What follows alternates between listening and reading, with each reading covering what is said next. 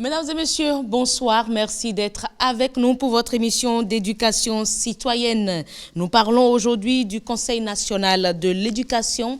Vous savez qu'officiellement, cette année, les enfants ont repris le chemin des classes le 18 septembre dernier. Alors, dans la rubrique Loi de la République et programme de développement, nous ferons un zoom sur le Conseil national de l'éducation. Juste après ça, nous aurons Maurice Tantan pour nous parler de la face cachée de l'échec.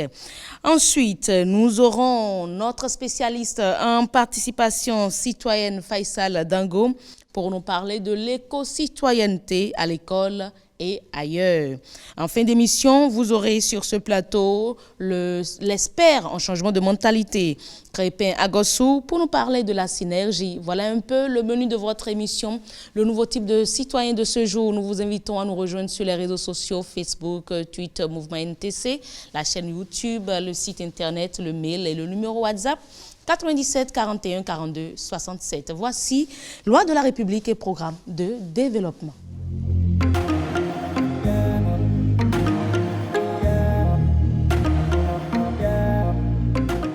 De la République et programme de développement.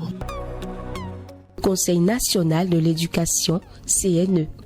L'éducation est pour l'État une tâche prioritaire et primordiale en vue du développement économique et social de la nation.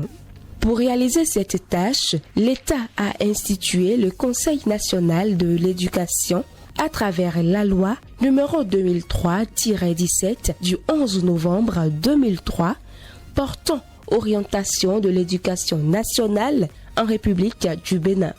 La composition, les attributions, l'organisation et le fonctionnement du dit conseil sont déterminés par le décret numéro 2018-395 du 29 août 2018. Qu'est-ce que le Conseil national de l'éducation, CNE? Le Conseil national de l'éducation est l'organe supérieur du système éducatif. Il est un organe d'orientation, de coordination, de suivi et d'évaluation, ainsi que de prise de décision. Il a compétence pour se prononcer sur toutes les questions touchant le système éducatif national, notamment l'accès à l'éducation pour tous et la gestion des flux, l'organisation et le fonctionnement du service public de l'éducation, les infrastructures, l'approche qualité et l'évaluation du système et sur bien d'autres questions touchant le système éducatif national. Quelle est la mission du Conseil national de l'éducation? Le Conseil national de l'éducation a pour mission de veiller au respect des grandes options éducatives, à la mise en œuvre de la loi portant orientation de l'éducation nationale et la coordination de tout le système éducatif en République du Bénin. Quelles sont les fonctions du Conseil national de l'éducation? Les fonctions du Conseil national de l'éducation sont au nombre de 4. La fonction d'orientation qui permet au Conseil de conduire des études et des réflexions prospectives sur le système éducatif national. La fonction de coordination qui permet au Conseil d'assurer au sein du système éducatif la cohérence verticale et horizontale des politiques, stratégies, normes, standards et pratiques.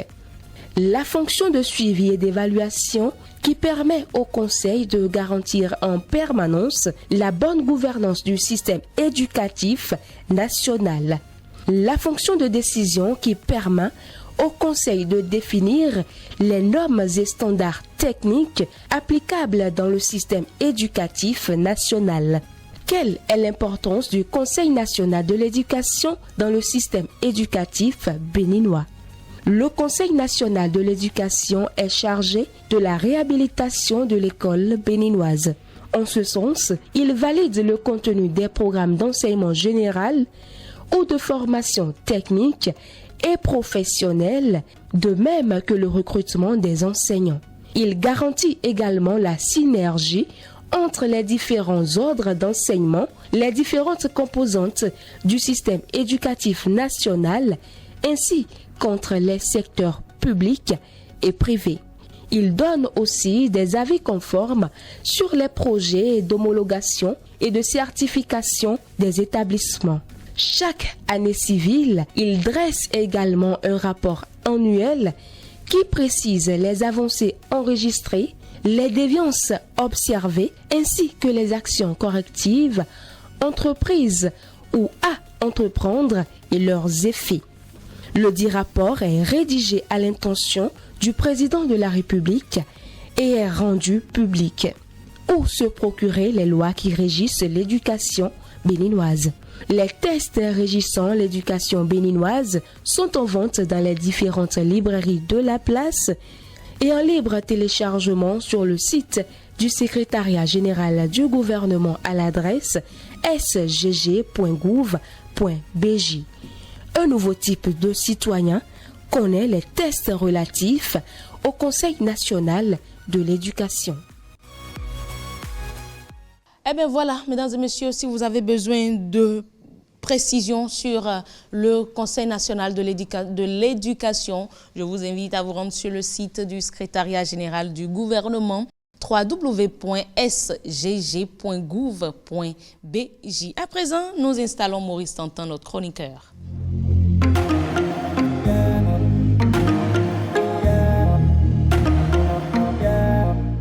Et nous sommes avec Maurice Tantan pour parler de la face cachée de l'échec. Maurice qui nous revient. Maurice, bonsoir. Bonsoir Heureuse, bonsoir à tous et bonsoir à toutes. Je suis très heureux évidemment d'être à nouveau en votre compagnie sur le nouveau type de citoyen. Et aujourd'hui, ce sera un peu spécial, je dirais peut-être, mesdames et messieurs. Avant d'avoir l'expert en changement de mentalité, Maurice Tantan va nous faire une chronique dans un modèle un peu changement de mentalité, la face cachée de l'échec. Qu'est-ce qu'on peut comprendre par cela, Maurice? Oui, effectivement, lorsqu'on parle de la face cachée de l'échec, oui, on peut s'attendre à ce qu'on soit un peu dans le changement de mentalité ou dans le développement personnel. Mais c'est ça aussi, le patriotisme et le civisme également. Et justement, à ce propos, ma chronique de ce jour ne sera pas une chronique particulièrement longue, elle ne sera pas, ce sera une histoire, un récit que je veux vous raconter pour vous donner une idée de ce que c'est que la face cachée de l'échec, en fait, pour expliquer que l'échec n'est que le début même de la réussite, n'est que la réussite, le succès en croissance. Et pour cette histoire, je parlerai d'un bébé. Je parlerai d'un bébé de la naissance jusqu'à son âge adulte. Prenez un bébé à sa naissance. Il dépend entièrement de sa mère, de ses parents, je dirais, et n'a pour seul moyen de communication que la voix. Le bébé, il va pleurer lorsqu'il a faim. Il va pleurer de nouveau lorsqu'il a soif. Il pleure lorsqu'il est agacé. Il pleure pour lutter contre le sommeil. Il pleure parce qu'il a mal. Il pleure parce qu'il est agacé, comme je l'ai dit. Quelle que soit la situation, lorsque cette dernière ne lui convient pas, il va pleurer. En grandissant, il commence à changer un tout petit peu. Il commence à travailler, par exemple, sa mémoire et à commencer à mettre des émotions sur des visages, par exemple, qui lui sont familiers. Vous êtes mère, donc à un moment donné, vous savez que lorsque votre enfant vous voit rentrer du boulot, il est content. Il est content tout simplement parce qu'il a commencé à vous associer votre image à un certain nombre d'émotions. Il découvre ensuite l'imitation avant même de comprendre ce que c'est. Mais là où il devient un vrai modèle, un exemple, une leçon pour les personnes adultes, c'est lorsqu'ils découvrent qu'ils peuvent se mouvoir tout seuls, voire marcher tout simplement sans l'aide de quelqu'un, sans dépendre d'une autre personne. Il faut observer un bébé qui apprend à marcher, à faire ses premiers pas. Cette observation-là peut nous enseigner toute une leçon de vie. Voici un être qui, dès qu'il se lève le matin, n'a pour seule ambition de faire des pas, de marcher. Il s'efforce à marcher par lui-même. Donc, c'est un geste qu'il va répéter de façon mécanique du matin jusqu'au soir. Il fera l'effort donc de se lever. essaiera d'avancer d'un pas puis d'un autre. Il perdra l'équilibre et tombera sur ses fesses ou sur ses mains. Mais tout de suite après, vous verrez cet enfant recommencer le même geste de nouveau et plusieurs fois parce qu'il essaie de marcher. Tant qu'il n'a pas atteint l'objectif, il continue de marcher. Et même s'il arrive à se faire mal en tombant, peut-être qu'il va pleurer un peu, mais vous allez voir, quelques secondes après, il va se remettre à marcher jusqu'au jour où il arrivera à marcher tout seul. Évidemment, il ne se contente pas de chaque petit succès qu'il aura accompli en se tenant debout quelques secondes de plus à chaque fois, mais il va repartir, évidemment, car pour lui, le seul objectif, l'objectif ultime, la seule ambition, c'est de savoir marcher tout seul. En admiration de cet enfant-là, le cercle qui le regarde avec étonnement ne doute jamais, je parle bien sûr des adultes qui donc regardent cet enfant, de ses capacités à y arriver. Au contraire, le cercle va l'encourager à chaque fois, va le féliciter à chaque fois qu'il tient debout et avance malgré l'incertitude de ses pas, parce qu'on peut évidemment remarquer qu'il va trembler, qu'il ne sera pas assuré, etc., parce que c'est les débuts. Et c'est là que je vais rentrer un peu dans la leçon, parce que nous qui tenons en admiration, qui restons en admiration devant ces bébés-là, nous vivons avec la même intensité cette expérience qu'avec l'enfant. Nous croyons que l'impossible est possible pour cet enfant-là et nous l'encourageons à marcher, à tenter, à faire l'effort. Et juste après avoir vécu ce que je peux qualifier d'exploit par le bébé qui réussit finalement à marquer, nous nous déclarons vaincus devant l'absence d'un emploi, des difficultés financières, devant certains obstacles. D'un diplôme. Voilà. Oui. Donc nous avons peint l'échec en quelque chose de sombre, voire obscur, et pourtant, c'est bien nous-mêmes qui avions quelques secondes plus tôt encouragé, rappelé à notre enfant, à notre bout de chou, que l'échec, c'est bien le succès, mais le succès en croissance, ou le succès en téléchargement, si vous voulez. Et c'est ça aussi le patriotisme que nous voulons, que nous devons garder en nous en tant que nouveau type de citoyen. C'est-à-dire qu'à chaque fois qu'il y a un échec, nous devons continuer à aller de l'avant. Et ça, que ce soit au niveau individuel, mais au niveau collectif, en tant que nation, en tant que patrie que nous voulons défendre, c'est qu'après un échec, nous devons continuer à faire plus, à essayer plusieurs fois, parce qu'à l'échelle d'un individu, une nation, c'est quand même une grande chose, parce que les individus vont passer, mais la nation va rester, sans oublier que ce sont les individus qui forment la nation. Et je pense à ces enfants-là, ces écoliers ou collégiens qui ont repris le chemin des classes. Certains, malheureusement, ont certainement repris la même classe. Parce qu'ils ont... Et avec peut-être, je ne dirais pas dédain, mais c'est le lieu peut-être de leur dire, c'est le succès en téléchargement. Bien sûr, c'est le succès qui est en téléchargement, c'est le succès qui est en croissance. Ce sont des choses qui sont inhérentes à la vie et lorsqu'elles arrivent, nous devons avoir l'attitude de ce bébé-là qui sait que son objectif ultime, c'est d'arriver à marcher et qui quel que soit le nombre de fois qu'il tombe, il se relève toujours. Oui, qui répète ces pas-là mécaniquement jusqu'au moment où il réussit à marcher tout seul, à se tenir debout et à faire plusieurs pas dans la direction qu'il veut aller. Alors, un dernier message à l'endroit des citoyens NTC? Le citoyen NTC doit donc cultiver cette attitude dont nous venons de parler. Donc, c'est la persévérance, c'est la répétition de l'effort jusqu'à l'atteinte de l'objectif ultime que nous nous sommes fixés. Merci beaucoup, Maurice Tantan. Mesdames et messieurs, bien voilà ce que Maurice mettait dans la face cachée de l'échec. C'était donc tout simplement du succès en téléchargement. Et ce sera tout pour la chronique dans un feeling changement de mentalité aujourd'hui. Nous vous remercions, Maurice, pour votre disponibilité. Mesdames et messieurs, nous allons passer à la rubrique participation citoyenne.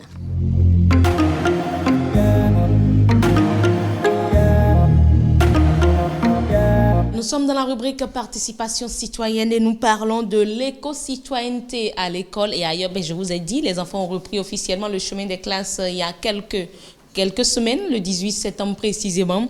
Et depuis quelques jours, notre émission se consacre En fonction des rubriques à l'éducation nationale, à l'éducation béninoise, et dans ce cadre, nous sommes avec Faisal Dango, notre spécialiste en participation citoyenne. Merci d'être là, bonsoir.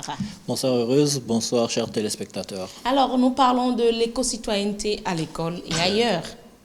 Oui. Lorsqu'on parle de l'éco-citoyenneté, c'est vrai que beaucoup se disent déjà, éco-citoyenneté, je sais ce que cela veut dire, mais quelle est la définition selon l'expert, selon les spécialistes que vous êtes? L'éco-citoyenneté, c'est la contraction entre deux termes, l'écologie et la citoyenneté. Oui. Et ça fait référence à la conscience d'appartenir à un environnement qui garantit son existence et la conscience de devoir le protéger. En effet, l'écologie, c'est la science qui étudie les interactions des êtres vivants et de leur environnement, d'une part, mais aussi la science qui étudie les interactions des êtres vivants entre eux à l'intérieur de cet environnement. La citoyenneté, quant à elle, elle désigne l'appartenance d'un individu ou d'un groupe d'individus à une communauté. Lorsque nous mettons les deux ensemble, on voit que l'éco-citoyenneté appelle le citoyen à prendre conscience de sa responsabilité vis-à-vis pas la communauté, mais de l'environnement qui entoure cette communauté et la nécessité de protéger les ressources naturelles. Ok, bien. Quel est le rôle de l'école dans l'éducation à l'éco-citoyenneté alors? Vous savez que je ne vous arrête pas, mais aujourd'hui, il y a des établissements pilotes d'un projet, certainement vous allez en parler, d'un projet du gouvernement par rapport à l'éco-citoyenneté. Un projet pilote sur 20 collèges, nous allons certainement en parler plus après. Mais nous savons tous que l'école est l'un des lieux par excellence de l'éducation. Ce sont des endroits où les apprenants, les élèves et les écoliers sont préparés à se prendre en charge. En conséquence, l'école doit veiller à prendre en compte tous les aspects de la vie, y compris les aspects liés à l'environnement. Puisqu'on dit souvent, l'école rentre dans la vie et la vie rentre dans l'école. Oui. Si on est d'accord avec ça, on voit qu'il est important d'inclure des thématiques éco-citoyennes pour, par exemple, la salubrité, les nécessités de maintenir son environnement propre, pour garantir à l'enfant de commencer très tôt à préparer l'environnement, la protection de l'environnement sain qui est prévu par la Constitution.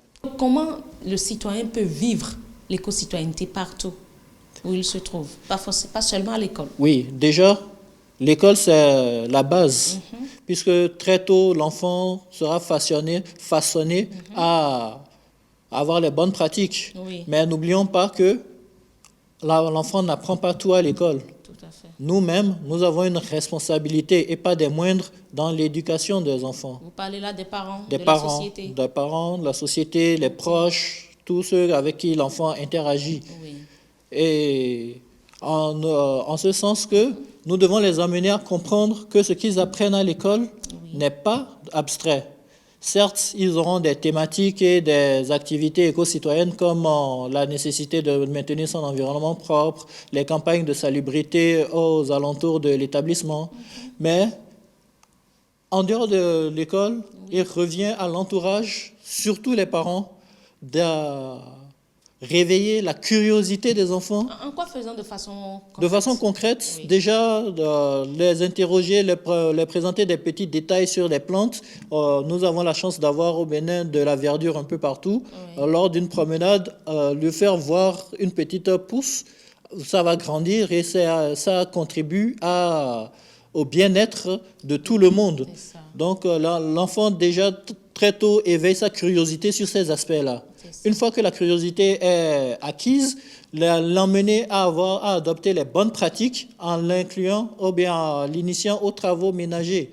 Se lever, balayer sa chambre, balayer la cour, ou plus loin, adopter les bonnes pratiques d'économie d'énergie et de préservation des ressources. Lorsqu'il quitte une salle, toujours veiller à éteindre la lumière et discuter avec lui par rapport à ça, pourquoi il fait ci, pourquoi il fait ça, et quels sont l'intérêt de maintenir cela. D'accord. Et je pense que les parents même peuvent aller jusqu'à créer, je ne dirais pas des séances de salubrité au sein de la famille, ou peut-être les samedis matins, un peu comme à l'école. Je crois qu'il y a dans les écoles publiques aujourd'hui, les premières semaines, notamment à la pré-rentrée, c'est les séances de nettoyage, de saclage, où beaucoup, surtout les anciens, viennent pour faire le saclage, le nettoyage des salles.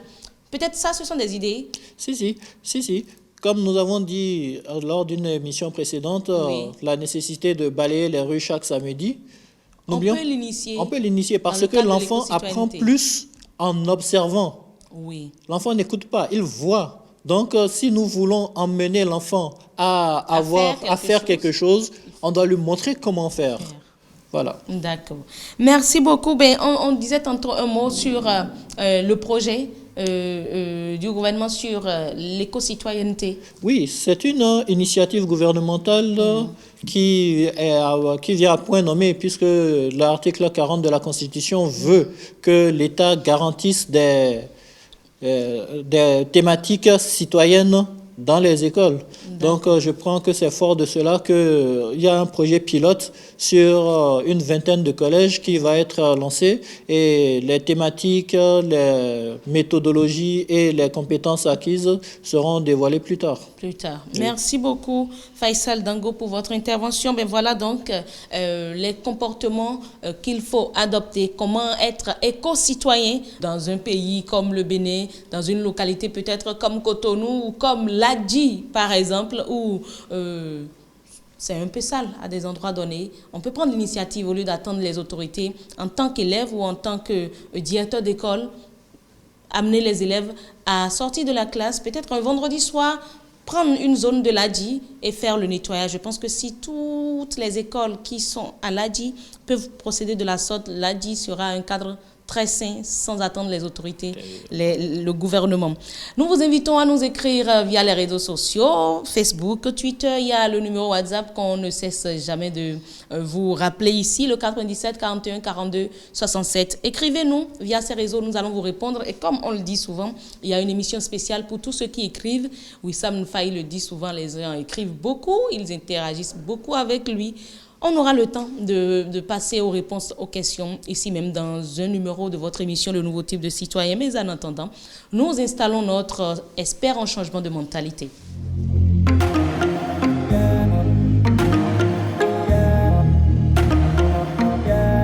Nous sommes donc avec notre expert en changement de mentalité, Crépin Agossou. Crépin, bonsoir.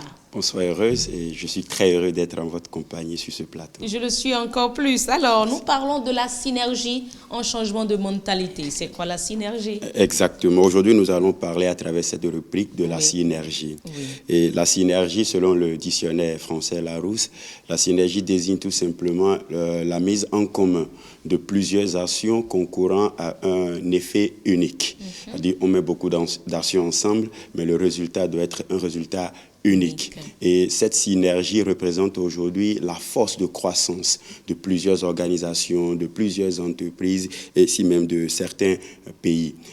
Pour aller un peu plus en détail, il y a une culture africaine que j'aime très bien et je veux parler de Ubuntu. Ah oui, vous l'avez déjà dit ici. Exactement, exactement. Ubuntu qui existe parce que vous existez. Exactement, vous êtes vraiment rappelé. Ubuntu veut dire tout simplement « j'existe parce que nous sommes ensemble ». Dans d'autres langues, elle veut dire « je suis ce que je suis grâce à ce que nous sommes tous ». Donc c'est une culture qui nous amène à travailler plus sur le travail d'équipe, à ne pas laisser l'individualisme primer sur le travail collectif ou bien la vie associative. Donc Ubuntu nous invite à commencer à mettre nos actions en commun, quel que soit notre domaine d'intervention, parce que c'est ensemble que nous sommes forts. On dit souvent que la pierre n'a point d'espoir que d'être pierre si elle est seule, mais en collaboration, elle s'assemble et devient un temple. Oui, tout à fait. Exactement. Tout simplement pour dire que si nous sommes seuls, nous allons rester comme une pierre. Mais si nous nous mettons ensemble, c'est là que nous allons devenir un grand édifice. Donc l'action conjuguée C'est ça qui sort de la synergie. Quand on conjugue nos actions, l'effet est plus... donne plus d'impact et le résultat est plus grand que si nous étions enfermés dans notre état d'homme individuel. Pour aller... L'union faire la force. Exactement. Pour mieux expliquer, par exemple, considérons le meilleur joueur de football au monde, par exemple, que nous faisons jouer contre une autre équipe. Il est seul, mais contre une équipe composée de 11 personnes. Oui, il est vrai qu'il est le meilleur joueur, il a beaucoup de qualités, mais dites-moi, lui seul, en face d'une équipe composée de 11 personnes, croyez-vous qu'il peut faire quelque chose de bon? Pas évident. Il ne Exactement. peut dribbler les 10 joueurs avant de retrouver Je vous le dirais... 11e. C'est par chance qu'il va toucher la balle une seule fois avant la fin du temps réglementaire. C'est pour dire que seul, il n'a pas de force. Mais si vous constituez une équipe de 11 personnes et il en fait partie, c'est là qu'il va démontrer exactement de quoi il est capable. En ce moment, je rejoins en même temps Buntu. Il est meilleur joueur parce qu'il est ensemble avec l'équipe. Mais sans l'équipe, il ne l'est plus. Donc c'est pour nous inviter à plus penser sur la vie associative, à mettre nos forces ensemble afin d'atteindre des résultats qui peuvent réellement impacter notre pays. Et ceci me pousse à me rappeler de la métaphore du roi Guézo qui parle de la jarre trouée. Je pense que vous vous souvenez bien. Je cite, il dit, si tous les fils et toutes les filles du pays venaient ensemble boucher par leurs doigts les trous de la jarre, l'eau ne coulerait plus et le pays serait sauvé. Bien sûr. Qu'est-ce qu'il veut nous dire exactement? Il y a beaucoup de personnes qui pensent que le développement de notre pays, par exemple, c'est le travail des gouvernants seuls. Mais je dis non. Par la métaphore du roi Guézo, on comprend clairement que c'est en synergie que nous devons développer ce pays. Donc la jarre, elle a beaucoup de trous. Donc la main du gouvernement seul ne peut pas tout boucher. Donc les citoyens également doivent contribuer en amenant leurs doigts pour boucher des trous. Et je prends souvent l'exemple du travail que le gouvernement fait actuellement pour rendre nos villes, nos quartiers propres. Mais imaginez que les citoyens ne mettent pas leurs mains à l'action. Le résultat ne serait pas... pas la danse. On nettoie et demain, ils viennent jeter. Vous voyez un peu. Donc, de là, il est important de conjuguer nos actions, gouvernants, citoyens. Et ce n'est pas seulement dans le cas du gouvernement, c'est-à-dire le développement du pays. Quand on prend par exemple un foyer, un couple, pour l'éducation des enfants, c'est un travail qui doit se faire en synergie. C'est pas que en équipe, merci. C'est pas que papa dit bon, maman doit s'en charger, maman aussi de son côté dit papa doit s'en charger et c'est pas du tout bien. Mais lorsque les actions sont mises ensemble, c'est là les résultats sont vraiment bien et on peut sentir un grand changement.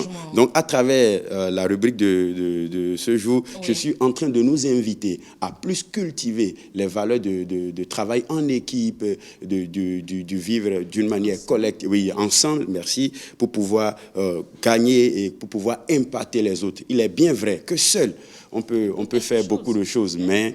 Ensemble, on est plus fort. Merci. Ensemble, on peut faire plus. Donc, c'est ce que je voulais dire aujourd'hui à travers cette rubrique. En tout cas, c'est intéressant. Hein. Merci beaucoup. Merci, Heureuse. Crépin Agossou, espérons changement de mentalité. Eh bien, voilà, mesdames et messieurs, c'est tout pour votre rubrique changement de mentalité. C'est tout également pour votre émission Le Nouveau Type de Citoyen. Nous avons fait un zoom sur le Conseil national de l'éducation. Nous avons parlé de la face cachée de l'échec. Nous avons parlé de l'éco-citoyenneté à l'école et ailleurs. Et en fin d'émission, nous venons de parler à l'instant même de la synergie, je dirais la synergie d'action, comme on le dit souvent, mais c'est la synergie pour atteindre des résultats beaucoup plus importants, pour beaucoup plus d'impact.